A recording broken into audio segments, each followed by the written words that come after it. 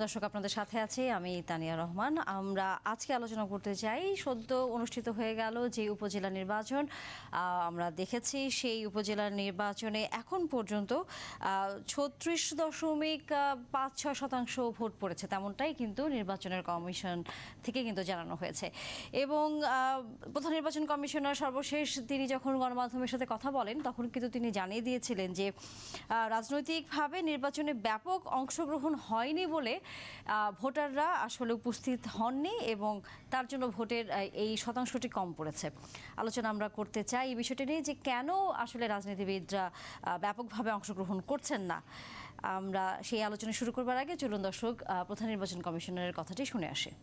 রাজনৈতিকভাবে আমাদের ভোটাররা কতটা সচেতন এবং কতটা তারা রাজনীতিকে বিবেচনায় নিয়ে থাকেন ইত্যাদির উপর নির্ভর করে যারা এগুলো নিয়ে বিচার বিশ্লেষণ করেন, পরীক্ষা নিরীক্ষা, ওরা হয়তো একটা সিদ্ধান্তে আসতে পারেন। তাদের সিদ্ধান্ত যদি আমরা পেয়ে থাকি তবে এটা আমাদের জন্য বিবেচ্য নয়। আমাদের জন্য বিবেচ্য হচ্ছে ভোটটা আয়োজন করা, ভোট এবং ভোটটা যেন শান্তিপূর্ণভাবে সুষ্ঠুভাবে হয় এবং ভোটার যারা তারা যেন ভোটাধিকারটা প্রয়োগ করতে পারে। দর্শক, ভোটাররা যাতে ভোটাধিকার প্রয়োগ করতে পারেন, ভোট কেন্দ্রে আসে, এই বিষয়টি গেল কয়েকটি স্থানীয় সরকার নির্বাচনে কিন্তু অনেক বেশি আলোচিত হয়েছে এবং রাজনৈতিক দলগুলোকে আমরা দেখেছিলাম নানা ধরনের তারা উদ্যোগও নিয়েছে যে যাতে ভোটাররা আসেন ভোট দিতে। তারপরেও আসলে আগ্রহের জায়গাটি অনেকাংশেই কম। কেন আসলে কম? এখানে গলতটা আসলে কোথায়? আমরা আলোচনা করতে চাই বিষয়গুলো নিয়ে। যুক্ত আছেন আমাদের সাথে এস.এম. কামাল হোসেন, মাননীয় এমপি, সাংগঠনিক সম্পাদক একই সাথে বাংলাদেশ আওয়ামী লীগের, এবং আছেন ডক্টর তোফায়েল আহমেদ, তিনি স্থানীয় সরকার বিশেষজ্ঞ। আপনাদের দুজনকেই স্বাগত জানাই একাত্তর সংযোগে এবং ধন্যবাদ আমাদেরকে সময় দেওয়ার জন্য।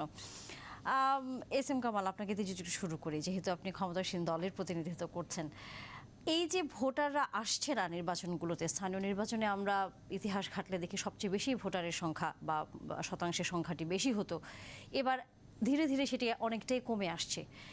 আপনার দৃষ্টিতে কেন আসলে কমে আসছে? আপনাকে ধন্যবাদ, শ্রদ্ধেয় তোফায়েল স্যারকে ধন্যবাদ জানাই, দর্শক শ্রোতাদের ধন্যবাদ জানাই।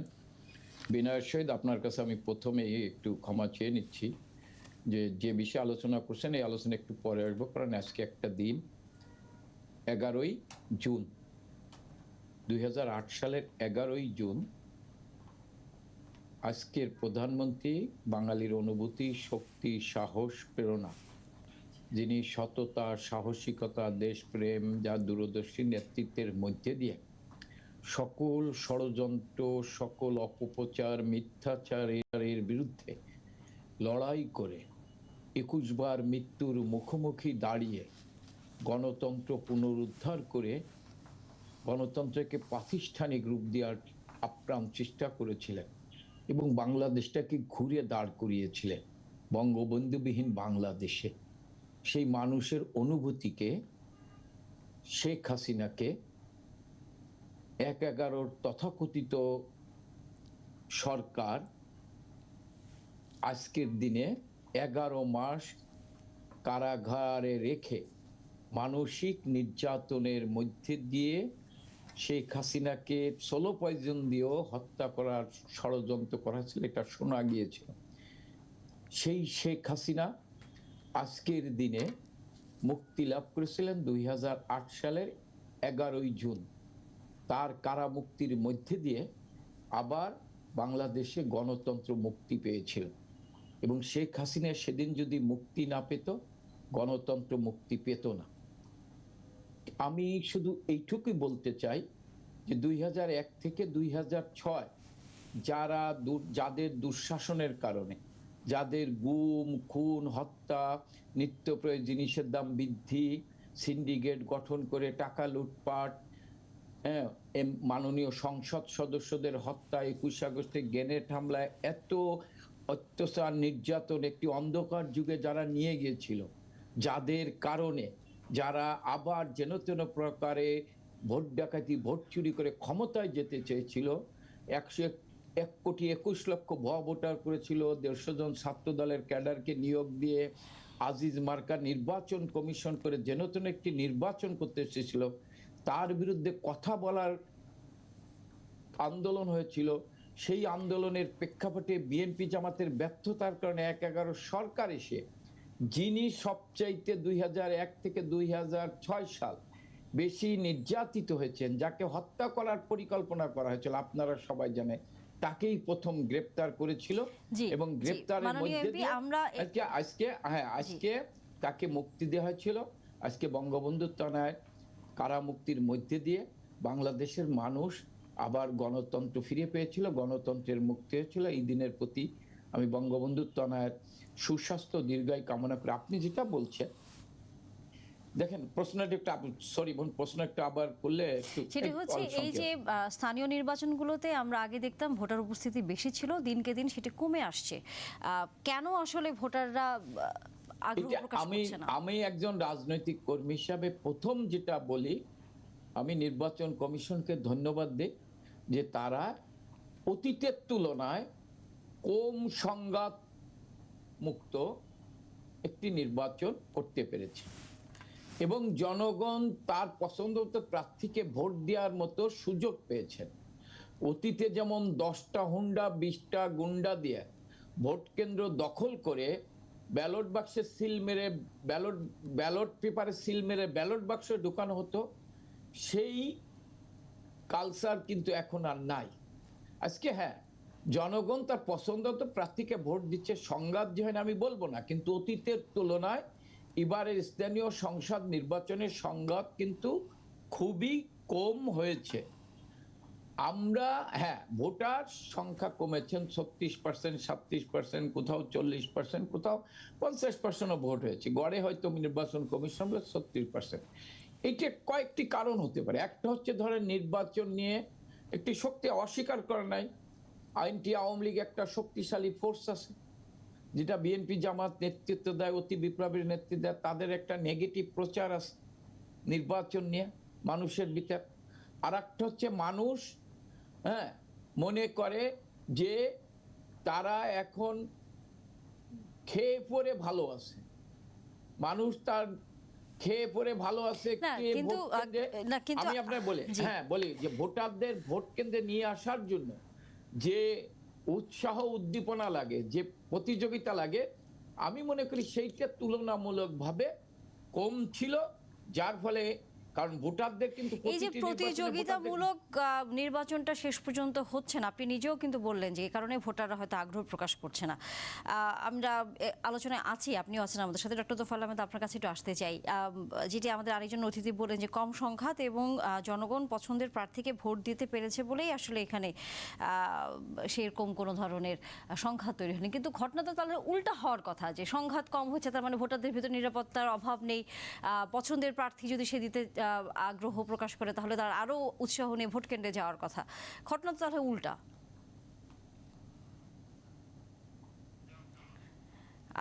জনাব তোফায়েল আহমেদ, আপনাকে আমি প্রশ্নটি করেছি।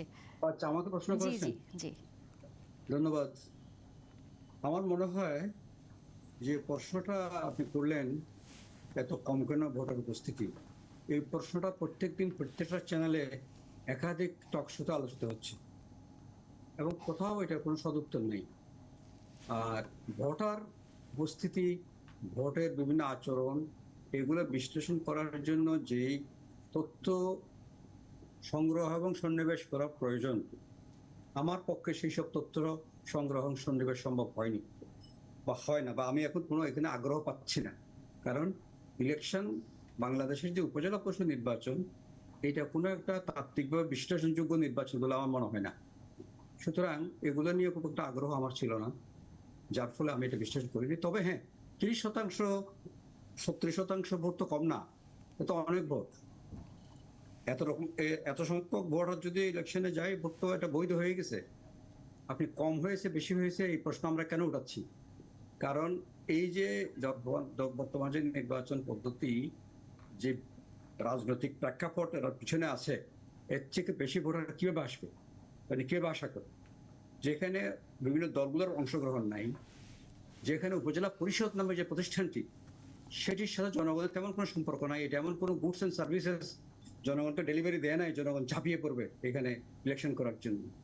কারণ এই প্রতিষ্ঠানটা খুব একটা কার্যকর নয়, যার ফলে জনগণ যার থেকে এমন বেশি কিছু পায়নি, মানুষের আগ্রহ এখানে খুব একটা বেশি আসেনি। তো সুতরাং এখানে এত ইলেকশনে কেন মানুষ অংশগ্রহণ করবে, এটা তো একটা প্রশ্ন। এখন যে 36% যদি সত্যিকার অর্থে অংশগ্রহণ হয়ে থাকে, 36-40%। এটা অনেক অংশগ্রহণ, এর বেশি অংশগ্রহণ আশা করার বাতুলতা মাত্র। এই যে এটা কেন আর মানুষের বেশি যে আসবে? অনাগ্রহের জায়গাটি, সেটি আপনার কাছে আসলে কি মনে হয়? এটা তো নতুন কোন বিষয় না। আপনারা কেন বারবার একটা জিনিসকে আনছেন? এই ভোটে যে মানুষ যাচ্ছে না, কম আসছেন, এটা তো এখন নতুন কোনো হঠাৎ করে আজকে 2024 সালের ঘটনা না। এটা এটা একটা ধারাবাহিকতায় হচ্ছে। সুতরাং সেই সমস্যার সমাধান না হলে ভোট কেন্দ্র এরকমই থাকবে। এটি এর মধ্যে সমাধান আমাদের ভোট করবে করতে হবে। আসলে কারা? জি, এই সমস্যার সমাধানটি আসলে করবে কারা? সবাই করতে হবে, সকল রাজনীতিবিদদের করতে হবে, সকল রাজনৈতিক দলকে মিলে করতে হবে। কারণ সুষ্ঠু একটা রাজনীতি নির্বাচনে অংশগ্রহণের পূর্ব শর্ত। আমাদের দেশে সেই সুস্থ রাজনীতির পরিবেশটা বিঘ্নিত। এখন এটা সঠিকভাবে না করা পর্যন্ত এই জায়গায় আপনি কিভাবে বেশি মানুষের অংশগ্রহণ আনবেন? সুতরাং প্রশ্নটা এই নির্বাচনে অংশগ্রহণ না, প্রশ্নটা রাজনৈতিকভাবে আমরা একটা সুস্থ ধারায় ফিরতে হবে। রাজনৈতিক দলগুলোকে সুস্থ ধারায় ফিরতে হবে। যেমন এখন ইলেকশন হয়েছে, অন্য দল অংশগ্রহণ করে নাই, শুধু এক দল অংশগ্রহণ করেছেন, তাদের মধ্যেও কেন এত সংঘাত? প্রায় 17 জনের মতো বোধহয় একটা এজেন্সি বললো মারা পড়েছে বা বহু লোক আহত হয়েছে। এটা কেন হচ্ছে? কারণ ইলেকশন করে একটা পদ পাওয়াটা, এটা এখন এক ধরনের কি বলবো, এটা ঠিক ওই জায়গাটাকে, ওই প্রতিষ্ঠানটাকে সেবা করা, ওই প্রতিষ্ঠানের মাধ্যমে জনসেবার চেয়ে আত্মসেবাটা বড় হয়ে দেখা দিয়েছে। সেই কারণে এখানে একটা কাল সৃষ্টি হয়েছে। এগুলো অনেক বিষয় আছে, এগুলোর উপর বিস্তারিত স্টাডি দরকার। আর বাংলাদেশে কিন্তু কেউ এগুলো নিয়ে কোনো স্টাডি করছে না। দেখেন, পাশাপাশি ভারতের নির্বাচন হচ্ছে।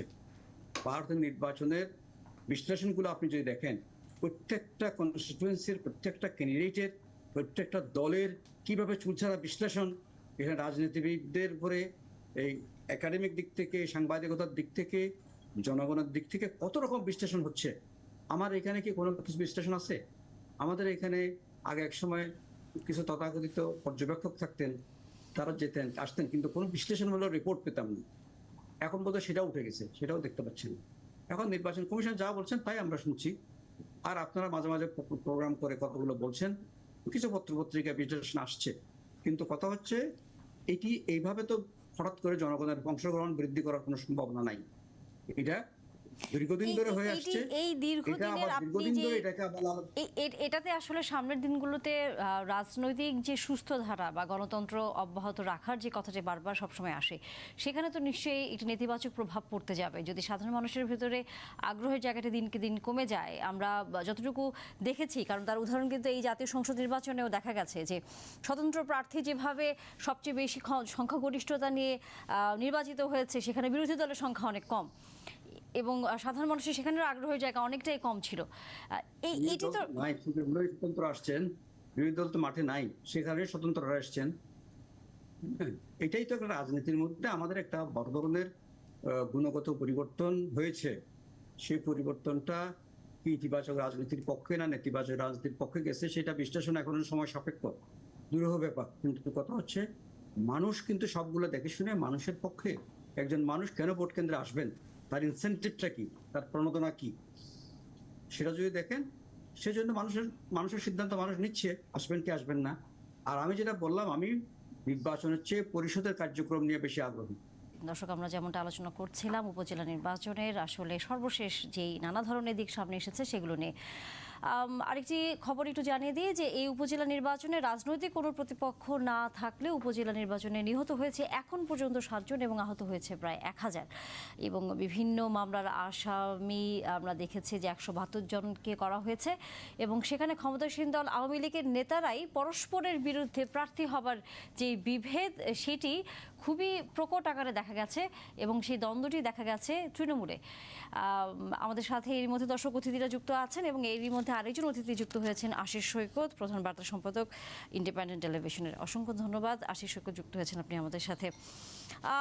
দুদিন আগে আসলে আমরা একটি হয়তো সেমিনারে একসাথেই ছিলাম, সেখানে এই বিষয়টি নিয়েও হয়তো আলোচনা হচ্ছিল। সেখানে যে প্রশ্নটি বারবারই উঠে এসেছিল যে এই উপজেলা পরিষদে বা স্থানীয় যে সরকারের কাঠামোগুলোতে সেখানে প্রশাসনিক এবং জনপ্রতিনিধিদের যে প্রভাব, সেটির কারণে সংঘাত এবং কোনো ধরনের কোন্দল থামানো যাচ্ছে না।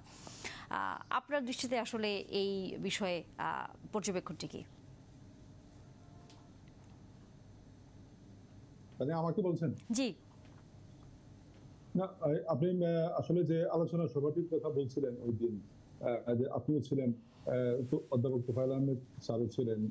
মোটামুটি একটা ভালো আলোচনা কিন্তু ওই দিন হয়েছিল। আমার কাছে মনে হয়েছে এটা ভালো, মানে কিভাবে আসলে লোকাল গভর্নমেন্টটা কার্যকর করা যায়, যেটা তোফায়েল আহমেদ বারবার বলছিলেন যে ইলেকশনটা আসলে কি হয়ে গেল সেটা নিয়ে তো এক ধরনের আলোচনা আছে, কিন্তু লোকাল গভর্নমেন্টটা কার্যকর কিভাবে করা যায় সেটা নিয়ে বোধহয় আমাদের এখন বেশি আলোচনা করা দরকার।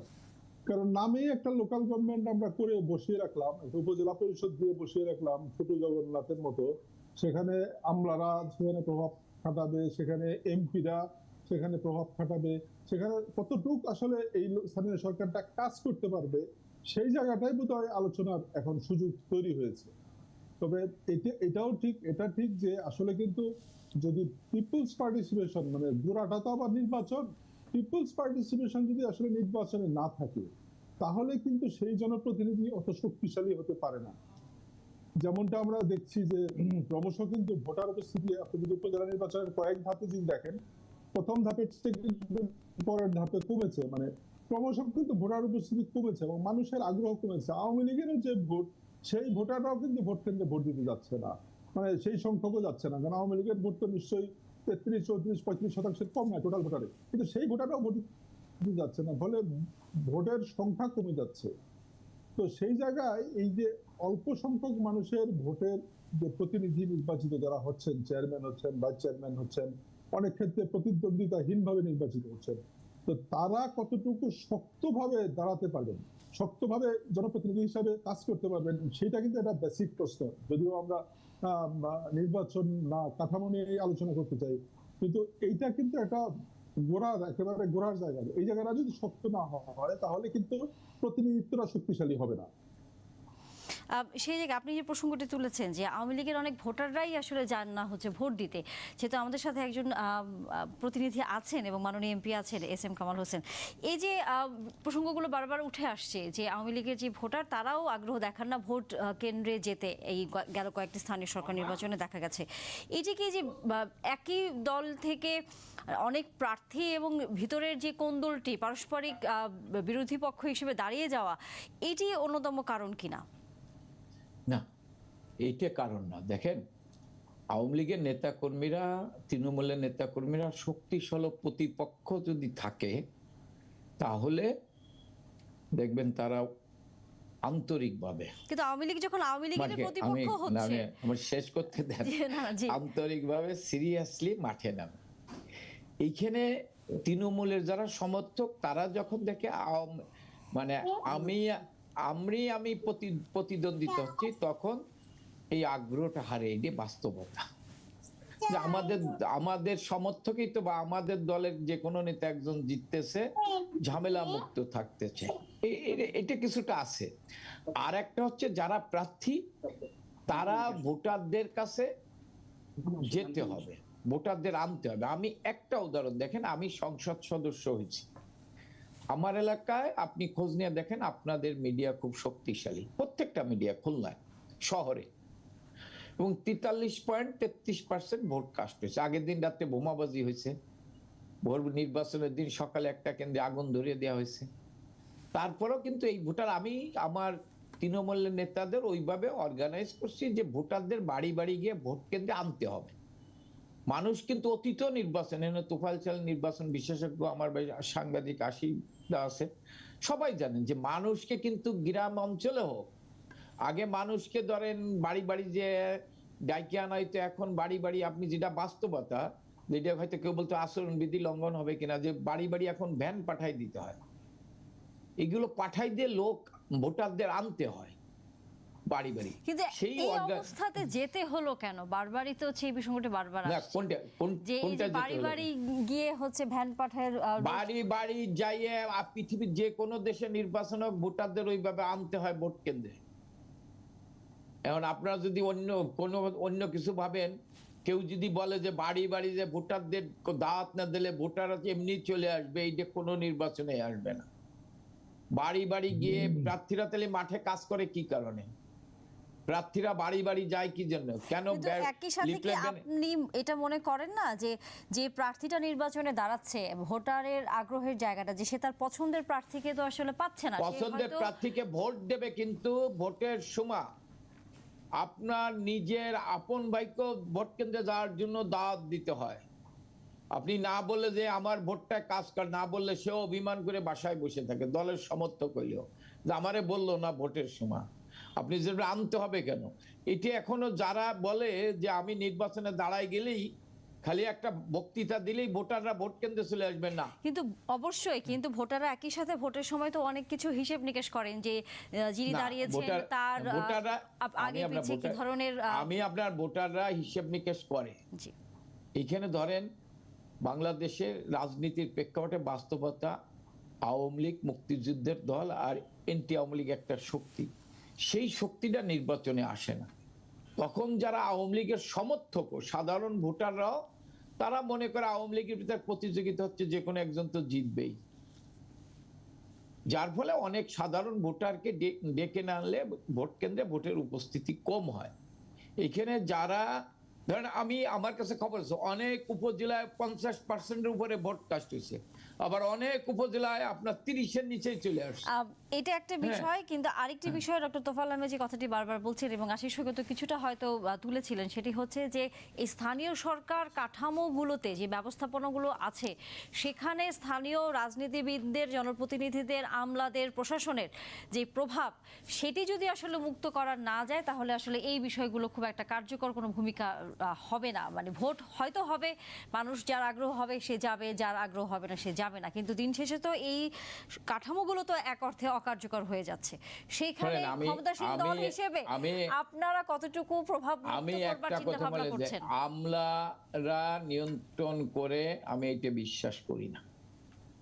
হ্যাঁ, বঙ্গবন্ধুকে হত্যা করার পর আমলা নির্ভরশীল রাজনীতি শুরু হয়েছে। তারপর আমি মনে করি জনগণের প্রতিনিধি যিনি, তিনি যদি সৎ থাকেন, তিনি যদি দূরদর্শী থাকেন, তার ভিতরে যদি কোনো দুর্বলতা না থাকে, তিনি তার উপজেলা পরিষদ হোক, সংসদ সদস্য হোক, ইউনিয়ন পরিষদ হোক, তিনি তার মতো করে জনগণের সেবা করতে পারবেন, কারো উপর নির্ভরশীল হয় না। এই জায়গায় ডক্টর তোফায়েল আহমেদ আপনার কাছে আসতে চাই, আসলেই কি বিষয়টি তাই যে একজন সৎ ব্যক্তি, ভালো লোক নির্বাচনে দাঁড়ালেই তার উপর ভর করেই, তার উপর বিশ্বাস রেখে সাধারণ মানুষ আসলে ভোট দিতে যাবেন, এই অন্য অন্য বিষয়গুলো আসলে বিবেচনা করবেন না? ধন্যবাদ। আলোচনাগুলো আমার মনে হয় আমি একটু যেদিকে মনোযোগ দিকে যাচ্ছিলাম সেদিকে যাচ্ছে না। আমি ব্যক্তি সৎ কি অসৎ সে প্রশ্ন পড়ে, সিস্টেমটা যদি ট্রান্সপারেন্ট হয়, অসৎ ব্যক্তি গেলেও তার পক্ষে কতটুকু যেতে পারবে তার লিমিট থাকবে, আর সৎ ব্যক্তি গেলে তো কোনো অসুবিধাই নেই। সেই জন্য আমি সিস্টেমটা, ব্যবস্থাটা উপরে জোর দিতে চাই। যে ব্যবস্থাটা প্রতিষ্ঠিত করা হয়েছে সেই ব্যবস্থাটার মধ্যে অনেক ত্রুটি আছে, কিন্তু শত ত্রুটি সত্ত্বেও এটাকে যতটুকু সম্ভব কার্যকর করা যায় সেটা কার্যকর হচ্ছে না। আইনগুলো সঠিকভাবে কার্যকর হচ্ছে না মাঠে। আমরা প্রতি কথায় আমলা আমলা করছি। আমলা তো এটা নেসেসারি ইভিল। আমলা ছাড়া তো দেশ চলবে না, পরিষদও চলবে না, ঠিক আছে, কিন্তু আমলা থাকবে। তার উপরে যে রাজনৈতিক নিয়ন্ত্রণ আছে, সেই নিয়ন্ত্রণটা আইনের মাধ্যমে কতটুকু কার্যকর, এই জায়গাতে সমস্যাটা। মনে করেন এখানে উপজেলা পরিষদে একজন ইউএনও আছেন এবং আরো 24টা ডিপার্টমেন্টের অফিসাররা আছেন। তারা একটা আইন বলে কাজ করেন, আইন অনুযায়ী তারা কিন্তু তাদের অফিস করেন। এখানে একজন এমপি আছেন, পার্লামেন্ট সদস্য আছেন, উপজেলা পরিষদের চেয়ারম্যান আছেন, আবার সরকারি কর্মচারীদের বিশেষ করে ইউএনও সাহেবের নিয়ন্ত্রক হিসেবে আছেন ডেপুটি কমিশনার। কিন্তু আপনি যখন উপজেলা পরিষদের ফাংশনিংটা দেখবেন এখানে কর্তৃত্বটা কার, এটা কিন্তু বোঝার কোনো উপায় নাই। এটা খুব সংঘাতময়। যেমন উপজেলা পরিষদ প্রথম হচ্ছে তার কোনো স্টাফ, তার যে নিজস্ব জনবল বলতে যেটা, সেটা নেই। যে লোকগুলো ট্রান্সফার হয়েছে উপজেলা পরিষদ 24টা ডিপার্টমেন্ট, 18 ডিপার্টমেন্টের কেউ মনে করেন তারা ট্রান্সফার সাবজেক্ট, তারা ট্রান্সফার হয়েছেন কর্মচারী সহ, তারা কিন্তু সেটা মনে করেন না। তাদের যে অর্থ করি সেটা তাদের নিজের হাতেই থাকে, পরিষদের ফান্ডে আসে না। তারপরে হচ্ছে উপজেলা পরিষদের মধ্যে যে কতগুলো অফিসিয়াল পদ ছিল যেগুলো অত্যন্ত কার্যকর, মানে পরিষদটায় কার্যকর যেন লাগে, যেমন একজন সচিব লাগে। প্রত্যেকটা লোকাল গভর্নমেন্টে একজন সচিব থাকেন, উপজেলা পরিষদ সচিব নাই। উপজেলা পরিষদ সচিব নাই। ইউএনও সাহেবকে আগে সচিব করা হয়েছিল আইনে, ইউএনও সাহেবরা তদবির করে বিভিন্ন রকম করে এরা সচিব থেকে বেরিয়ে গিয়ে এখন মুখ্য নির্বাহী কর্মকর্তা হয়েছেন। এক্সকিউজ মি, সাচিবিক সহায়তা দিবেন বলা আছে, কিন্তু সচিব নাই। উপজেলা পরিষদে প্ল্যানিং বাজেট কর্মকর্তা নাই। এটা এখানে টাকা পয়সাগুলো যে যাবে এগুলোর প্ল্যান করা, বাজেট করার জন্য কোনো কর্মকর্তা নেই। তারপরে উপজেলা পরিষদে আরো নিজস্ব অনেক কর্মকর্তা নেই, কিন্তু যে কর্মকর্তাগুলো আছেন তারা যদি একটা টিম হিসেবে চেয়ারম্যান ভাইস চেয়ারম্যানের নেতৃত্বে কাজ করতেন তাহলে হয়তো এটা অসুবিধা ছিল না। কিন্তু সেই টিমটা ওয়ার্ক করছে না, কারণ সরকারের দিক থেকে শিথিলতা আছে। মন্ত্রণালয়গুলো তার নিজস্ব কন্ট্রোল এটাকে একটু শিথিল করেনি, এবং পরিষদকে তারা গুরুত্ব দিয়ে তারা সার্কুলারগুলো জারি করে না। দ্বিতীয় হচ্ছে এই পরিষদটার অভ্যন্তরে 5 ধরনের কন্ট্রাডিকশন, 5টা কন্ট্রাডিকশন নিয়ে একটা প্রতিষ্ঠান কাজ করতে পারে না। প্রথম কথা হচ্ছে চেয়ারম্যান বনাম উপজেলা নির্বাহী কর্মকর্তা এক ধরনের দ্বন্দ্ব বিরাজ করে। আর একটা দ্বন্দ্ব বিরাজ করে রাজনৈতিক, বিশেষ অনেক জায়গায়, কোনো জায়গায় নাও হতে পারে, কারণ অনেক বলতে পারেন আমার জায়গায় নাই, এরকম সবাই বলেন যে আমার জায়গাতে কোনো দ্বন্দ্ব নাই। এমপি ভার্সেস উপজেলা পরিষদের চেয়ারম্যান একটা দ্বন্দ্ব থাকে। আচ্ছা, তৃতীয় হচ্ছে উপজেলা পরিষদের ভাইস চেয়ারম্যান বনাম একজন চেয়ারম্যান, তাদের মধ্যে একটা দ্বন্দ্ব বিরাজ করে, কারণ 3জনে একই কনস্টিটিউয়েন্সিতে নির্বাচিত, একজন গাড়ি ঘোড়া সব ব্যবহার করেন আর 2জন তেমন কিছু পান না, এরা ফে করে ঘুরেন। তারপরে দ্বন্দ্ব আসে ইউনিয়ন পরিষদ চেয়ারম্যান বৃন্দ, পৌরসভার মেয়র এবং উপজেলা পরিষদ, এক দ্বন্দ্ব আসে। আরেকটা দ্বন্দ্ব আসে উপজেলা পরিষদের ইউএনও ভার্সেস আদার অফিসিয়ালস। এখন আদার অফিসিয়ালদের মধ্যে অনেক অফিসিয়াল আছে যারা হয়তো ইউএনও চেয়ে বয়সে এবং চাকরিতে সিনিয়র, তারা তার কর্তৃত্ব কতটুকু মানতে পারেন না মানতে পারেন সেটা নিয়ে প্রশ্ন দেখা দেয়। সবচেয়ে বড় জিনিস হয় উপজেলা পরিষদের নির্বাহী কর্মকর্তা, উনি কিন্তু উপজেলা পরিষদের মুখ্য নির্বাহী কর্মকর্তা হিসেবে রেজিগনেটেড, উনি ট্রান্সফার সাবজেক্ট, কিন্তু ওনার কিছু কর্ম আছে সেগুলো ট্রান্সফার না, সেগুলো নিয়ন্ত্রণ করবেন ডেপুটি কমিশন। তো ওনার দ্বৈত একটা আনুগত্য, ওনার ত্রৈত আনুগত্য। ওনার একদিকে আনুষ্ঠানিক আনুগত্য হচ্ছে উপজেলা পরিষদের চেয়ারম্যান এবং উপজেলা পরিষদ, আর একটা আনুগত্য হচ্ছে ডেপুটি কমিশনার। তারপরে হচ্ছে তৃতীয় আনুগত্য ওনার হচ্ছে আনুষ্ঠানিকভাবে এমপি সাহেবের উপরে। এমপি সাহেবের আদেশ নির্দেশ ওনার জন্য শিরোধার্য হয় এবং উনি সেই দিকে তাকিয়ে থাকতে হয় ওনাকে। সুতরাং এই 3টে চক্করের পরে ইউএনওদের অবস্থা কিন্তু খুব ভালো না। আমরা আমলা করে অনেক গালাগালি করছি, কিন্তু ওখানে মাঠ পর্যায়ে গিয়ে তাদের অবস্থাটা আপনাকে বুঝতে হবে।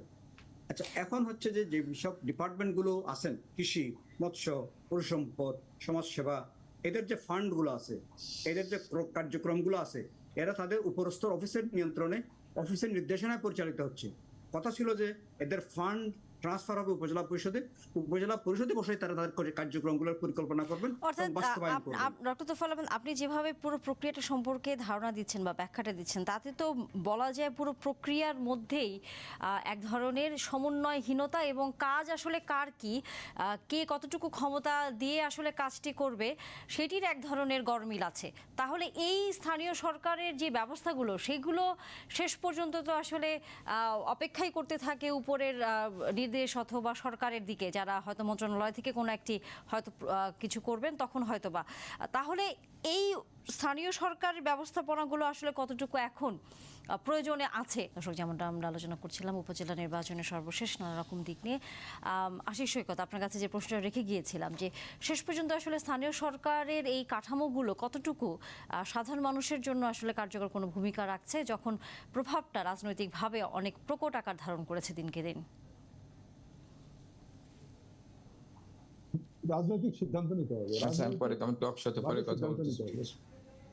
এইটা এই যে যেটা আমরা দেখি যে ইউএনও কাজ ছিল আগে উপজেলা পরিষদকে সাচিবিক সহায়তা করা, এখন কিন্তু ইউএনও বড় না উপজেলা চেয়ারম্যান বড়, সেটাই কিন্তু এখন প্রশ্ন হয়ে গেছে। কারণ তিনি কিন্তু আর সাচিবিক যে দায়িত্ব পালন করা সেই কাজটি কিন্তু করেন না। যখন ইউএনও যখন এই কাজটা করেন না, তখন ইউএনও উপজেলা পরিষদে যে বাকি 18-20 জন কর্মকর্তা আছে বিভিন্ন ডিপার্টমেন্ট, তারাও কিন্তু উপজেলা চেয়ারম্যানকে, উপজেলা ভাইস চেয়ারম্যানকে খুব একটা পাত্তা দেন না। হ্যাঁ, যতটুকু দিলে হয় যতটুকু দেন, কিন্তু উপজেলা পরিষদের যে পরিকল্পনাগুলো সেগুলো বাস্তবায়ন করবে কি? সেটা তো বাস্তবায়ন করার জন্য আলাদা কোনো কর্মচারী নাই। সেটা তো ইউএনও নেতৃত্বে যে উপজেলায় যে কর্মকর্তারা আছেন, বিভিন্ন মন্ত্রণালয়ের যে কর্মকর্তা আছেন, তারাই তো কোঅর্ডিনেশন করে দায়িত্বগুলো পালন করবেন, কিন্তু সেটা কিন্তু হচ্ছে না। ফলে উপজেলাটা একটা আসলে কাগজে একটা প্রতিষ্ঠানই কিন্তু থেকে যাচ্ছে, কোনো কাজের কাজ কিন্তু হচ্ছে না। হ্যাঁ, হচ্ছে রাজনৈতিকভাবে একজনকে পদ দেওয়ার সুযোগ হচ্ছে, যে আজকে কামাল ভাইকে এমপি বানানো গেছে, ওখানে হয়তো আরো 2 জন বিক্ষুব্ধ যিনি এমপি প্রার্থী হতে চেয়েছিলেন তাদের দুজনকে দুটা চেয়ারম্যান বানাই দিল, সান্ত্বনা পুরস্কার দেওয়া হয়েছে। কিন্তু যে লোকাল গভর্নমেন্ট যে কারণে করা হয়েছিল বা উপজেলা পরিষদটা তো আমাদের স্বাধীনতার পরে ছিল না, যে স্থানীয় সরকারগুলো ছিল তার মধ্যে উপজেলা পরিষদ ছিল না, ইউনিয়ন পরিষদ ছিল, পৌরসভা ছিল বা সিটি কর্পোরেশন ছিল। পেশার সাহেব এটা শুরু করেছিলেন। পেশার সাহেব শুরু করেছিলেন কেন? সেটারও একটা প্রেক্ষিত ছিল, তার কিছু মাঠ পর্যায়ে সারা দেশে নেতৃত্ব ছিল না, রাজনৈতিক দল ছিল না, সেই কারণে হয়তো তিনি সেই বিবেচনা করেছিলেন। কিন্তু আওয়ামী লীগ সরকার যখন সেই সিদ্ধান্তটাকে আবার পুনর্বিবেচনা করে মনে করলো যে উপজেলা ব্যবস্থাকে কার্যকর করলে স্থানীয় সরকারের ব্যবস্থা কাজ করতে সুবিধা হবে বা সাধারণ মানুষ স্থানীয় সরকারের সেবাটা পাবে, তো সেই আওয়ামী লীগ সরকারই যখন ক্ষমতায়, তো তাদের আমলেই যদি উপজেলা ব্যবস্থাটা অকার্যকর হয়ে পড়ে, উপজেলা পরিষদ সিদ্ধান্ত নিলে সেটা যদি বাস্তবায়ন না হয়, ইউএনও এখন প্রধান নির্বাহী কর্মকর্তা হয়ে যদি উপজেলা চেয়ারম্যানের চেয়ে বড় কর্মকর্তা হয়ে যায়, কারণ তিনি যদি মনে করেন যে তিনি তো জবাবদিহি করবেন, নিশ্চিত আছে উপজেলা চেয়ারম্যান। এই আমরা কিছুটা আসলে শব্দের জটিলতায় পড়েছে আশিস সৈকত। আপনি যে প্রসঙ্গটা তুলেছেন, এই যে অকার্যকর আসলে শেষ পর্যন্ত হয়ে যাচ্ছে এই স্থানীয় সরকারের কাঠামোর যে ব্যবস্থাপনাগুলো, কি করবার আছে? ডক্টর তোফায়েল আহমেদ, আপনার পরামর্শটা একটু যদি শুনি।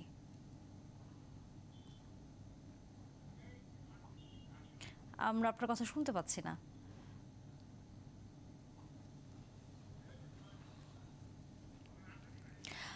আনমিউট করে নিতে হবে ডক্টর তোফায়েল আহমেদ। বিদ্যমান যে আইন কাঠামো আছে, প্রথম হচ্ছে বিদ্যমান যে আইন কাঠামো আছে, বিধিগুলো আছে, সেগুলোকে কার্যকর করুন। সেগুলো কোথায় কোথায় অকার্যকর আছে সেটা চিহ্নিত করে সে বিধিগুলো এক্সিস্টিং, নতুন করে বিধি এবং আইন করার কথা আমি বলছি না, যা আছে সেগুলো কার্যকর করুন। দ্বিতীয়ত হচ্ছে যে এই বিধির অধীনে যে ক্ষমতাগুলো দেয়া হয়েছে, যে কাজগুলো দেয়া হয়েছে, সে কাজগুলো সঠিকভাবে তারা করতে পারছে কিনা সেটা একটু মূল্যায়ন করা দরকার। যেমন অর্থসহ তহবিলগুলো পরিষদে স্থানান্তর হওয়ার কথা এবং পরিষদ বাজেট করার কথা, পরিষদ প্ল্যান করার কথা, সেটা কেন হচ্ছে? সেটা তো আইনেও আছে, বিধিতেও আছে, সবকিছু আছে সিস্টেম। তাহলে এটাকে আপনি কার্যকর করুন। তারপর তৃতীয় ভাগে আসলে দেখেন যে পরিবর্তিত পরিস্থিতিতে আইনের কাঠামোতে কোনো সংশোধনের প্রয়োজন আছে কিনা। আইন কাঠামোতে সংশোধনের প্রয়োজন আছে অনেকগুলো জায়গায়, সেগুলো একটু খতিয়ে দেখুন। সেই জন্য আমার বড় প্রস্তাব হচ্ছে এগুলো পিসমিল ছোটখাটো একটা সার্কুলার দিয়ে একটা হঠাৎ করে পরিবর্তন করে, এগুলো না করে সরকার, প্রথমত আওয়ামী লীগ সরকারকে অনেক অনেক ধন্যবাদ এবং এটা অ্যাপ্রিসিয়েট করতে হবে যে যে প্রতিষ্ঠানগুলো ছিল না সব প্রতিষ্ঠানগুলোকে এই সরকার কার্যকর করেছে, প্রতিষ্ঠা করেছে, ইলেকশন করেছে, কিন্তু এখন আন্তঃপ্রতিষ্ঠান যোগাযোগগুলো হচ্ছে না। এইগুলো যেভাবে কাজ করার কথা সেগুলো সমন্বয়ের কাজ যে করছে না। জায়গাটি, সেটির কথা আপনি বারবার তুলে ধরছেন। আমাদের আসলে সময় একেবারে কম। আমরা যদি এস এম কামাল হোসেন আপনার কাছ থেকে মন্তব্যটি শুনে নেই শেষ এটা পর্যায়ে। হচ্ছে বিদ্যমান আইনগুলো আছে সেগুলো কার্যকর হচ্ছে না, জি। সেই কার্যকর করা। জি। আর এই তিনটা প্রতিষ্ঠানকে একসাথ করে এগুলোকে সংস্কার করার জন্য একটা বিদ্যমান আইন কাঠামোতে পরিবর্তনের প্রয়োজন আছে। পরিবর্তনের সেজন্য কথা বলছেন। আমরা জি, এস এম কামাল, আপনি মাননীয় আমাদের আরেকজন অতিথি যে বললেন ডক্টর তোফায়েল আহমেদ, সেই বিষয়ে আপনার মন্তব্য যে এই ধরনের উদ্যোগগুলো সামনের দিনগুলোতে আপনারা নেবেন কিনা, স্থানীয় সরকার এই প্রশাসনগুলো ঠিকমতো যাতে কার্যকর অবস্থা। দেখেন, আমরা তো চাই স্থানীয় সরকার শক্তিশালী হোক। কারণ স্থানীয় সরকার, এই যে ইউনিয়ন পরিষদের চেয়ারম্যান, উপজেলা চেয়ারম্যান, এদের মাধ্যমেই তো মানুষের কাছে পৌঁছতে হবে, মানুষের সেবা করতে হবে। তা আমরা মনে করি যে প্রশাসন, যেমন তোফায়েল স্যার বললেন যে প্রশাসনের লোকও যেমন দরকার এবং জনগণের প্রতিনিধিও দরকার। তাদের একটা সমন্বয় ঘটানোর মধ্যে দিয়ে যার যার ক্ষমতা যতটুকু, সেই ক্ষমতা অনুযায়ী সকলে তার দায়িত্ব পালন করবে, এটা জনগণের সেবক হিসাবে আমরা মনে করি। আর সংসদ সদস্যদের যেটা উচিত, হ্যাঁ, এখানে প্রতিযোগিতায় যাওয়া না, তাদেরকে উচিত হচ্ছে আপনার এই স্থানীয় সরকারের যারা প্রতিনিধি তাদেরকে সহযোগিতা করা, তাদেরকে নির্দেশনা দেওয়া এবং প্রশাসনে যারা আছে তাদের এদের ভিতরে সমন্বয় ঘটিয়ে এলাকার মানুষের মঙ্গলে কাজ করে, উন্নয়ন কাজ, এটা সমন্বয় করা যায়। আমি তোফায়েল স্যার যে কথাগুলো হচ্ছে আমি কোনোটাই মনে করি না যে এটি কোনোটা অযৌক্তিক কথা। তার কথার ভিতরে যুক্তি আছে। আশিস সৈকত যে কথাগুলো বলছেন সব কথাগুলো যুক্তি আছে, কারণ আমরা সকলে চাই একটি দেশটা ভালোভাবে চলুক, মানুষ সেবা। পাকিস্তানীয় সরকারের মূল লক্ষ্য হচ্ছে মানুষের সেবা। সেই নিশ্চয়ই। ক্ষেত্রে সবার সমানের দরকার। সেই সেবাটি নিশ্চিত হবে সামনের দিনগুলোতে। আমরা সরকারের নানা রকম কর্মকাণ্ডের মধ্য দিয়ে আসলে সেটি দেখতে চাই, সাধারণ মানুষ হিসেবে সেই প্রত্যাশা রাখতে চাই। অসংখ্য ধন্যবাদ যুক্ত হয়েছিলেন আপনি আমাদের সাথে। এস এম কামাল হোসেন, আপনাকে অসংখ্য ধন্যবাদ। আশিস সৈকত এবং একই সাথে ডক্টর তোফায়েল আহমেদ, আপনাদেরকেও ধন্যবাদ। নিশ্চয়ই আগামীতে অন্য কোনো বিষয় নিয়ে আবারও কথা বলবার সুযোগ হবে। দর্শক, একাত্ত সংযোগ শেষ করতে হচ্ছে, সাথে ছিলেন। দেখা হবে আবারও অন্য কোনো বিষয় নিয়ে, নিশ্চয়ই তখন আবারও যুক্ত হবেন আপনারাও।